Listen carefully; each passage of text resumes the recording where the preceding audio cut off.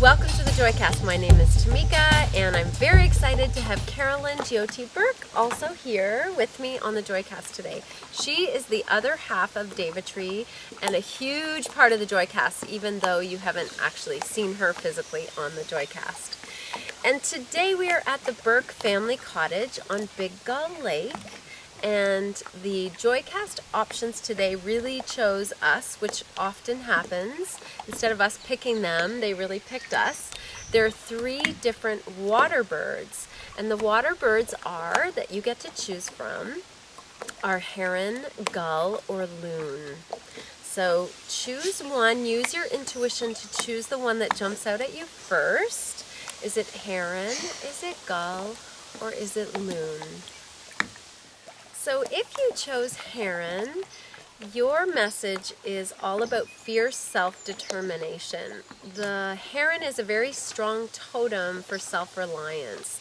So sometimes we want others to help our cause, be with us, walk side by side with us, and often that's possible, but it's not always. And the heron, the medicine from heron really says that you're capable of doing this on your own, and that being strong in your own values and in your own path forward is your birthright. If you think about the heron, they're really, really skilled hunters. And they are almost always you see them in solitude by themselves. If you happen upon them, they don't necessarily hunt or travel in pairs or groups. So this is a big symbol for being on your own, and that it's okay, and there are times in life when being on your own is very, very important and very valued. The piece here that might come in for you is feeling sometimes alone. And it can be kind of lonely being someone that forges forward and makes things happen on your own a lot of the time. But you just need to remember that you are never actually alone. Spirit is always surrounding you, guiding you, being there for you. And that those times when you feel lonely, it's really important that we just kind of move into the loneliness, feel it fully, don't push it away, and just let it move through. The caveat to heron is that sometimes they overwork. So just remember to give yourself some playtime as well as some work time. Just balance that a little bit. Interesting, the way the heron showed up this weekend was when we were playing with the multiple generations. So the additional message is to find that self-reliance and self-determination within the multiple generations, perhaps your extended family, parents, children, grandparents. Sometimes there's a tendency to get swayed or to feel like you revert back to your former self when you're in your extended family. So the message here is to also find that self-determination and self-reliance within the multiple generations while still honoring those ancestors and those people that came before you. Nice message. So that's it for you if you chose heron. So if you chose gull, the message today is from the seagull. And the seagull is a very interesting bird, quite misunderstood. It's very beautiful and graceful when you watch it soar through the sky, but people are often irritated by seagulls taking their food. And interesting that seagulls act very differently individually versus when they're in groups. So individually, they are gentle and nurturing and cooperative. However, once you put the seagull into the group, there is that competition that begins. And so when we look at the seagull as a message, for me what's come in is that Jonathan Livingston Seagull was a very important book that I read very early on my spiritual path. And this seagull got irritated and bored by the group behavior of seagulls, so he took off on a journey on his own.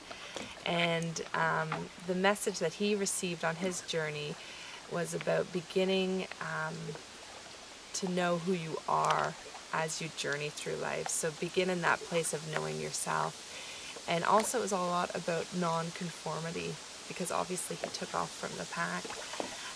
So interesting too around seagulls is that they travel very long distances, which is why they are really focused on getting the food that they need. They are said to be able to travel all the way across the Atlantic Ocean, and which is why you can look up in the middle of the ocean and there's a seagull just out of the blue. And it's a real sense of freedom. So on these long journeys, they need to be gathering food and feeding themselves first. So the message here is both to feed yourself first, to be able then to soar to these magical places and journey in your life. If you chose loon, maybe you can hear the loons in the background because they've been singing for us today already. They have a very distinctive and haunting call.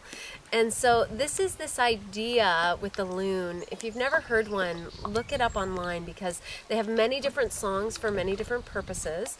But it kind of gets at your soul. And anyone that hears the loon will say that it's transformative, it moves you, it takes you into another realm. And so this is that bird that is meant to sort of transport us into other realms of consciousness. And even the fact that they can alter their breathing in such a way to be able to dive 70 meters under the water representing soul often, taking a deep, deep dive into the water, shows that they can kind of alter their state and alter their consciousness. And there's the loon. So the loon is able to dive so deep under the water because its bones are solid instead of hollow, and that's one of the reasons it can go so deep. So there's something from deep underneath yourself that wants to come up, and something that's been submerged a long time wants to be revealed, wants to see the light of day, wants to come to the surface. And so if you chose loon, they say that this is a bird that it's very important to pay attention to your dreams at this time. So that's that other state of consciousness, the dream state. So you might want to keep a journal of your dreams, keep a journal by your bed, and start to take note of your dreams and the messages that might be coming in them if you don't already do that. And if you already do that, then just keep doing it because it's very important for you. The loon is also a symbol, a national symbol of Canada, so have to add that in. It's on our dollar coin. Our basic unit of currency is the loonie, which is from the loon. It's a special symbol of the Canadian wilderness. So that's the message for you, all about your dreams, revealing, allowing things to come up from the depths of your soul. The other very interesting thing about the loon and how it showed up this time was the kids and I jumped into the water and it was 10 feet away from us swimming. There were 2 loons swimming 10 feet away from us. It was absolutely remarkable. And it's something that you might say never happens. But this is 2012. Anything can happen now. And so anytime someone in your life is saying to you, that's not possible, or that doesn't happen, or it's just not done that way, then you can say right back to them, well, now it is done that way, and things are changing and things are shifting, and anything is possible at this time for you and for all of us. So that's the message from the loon today.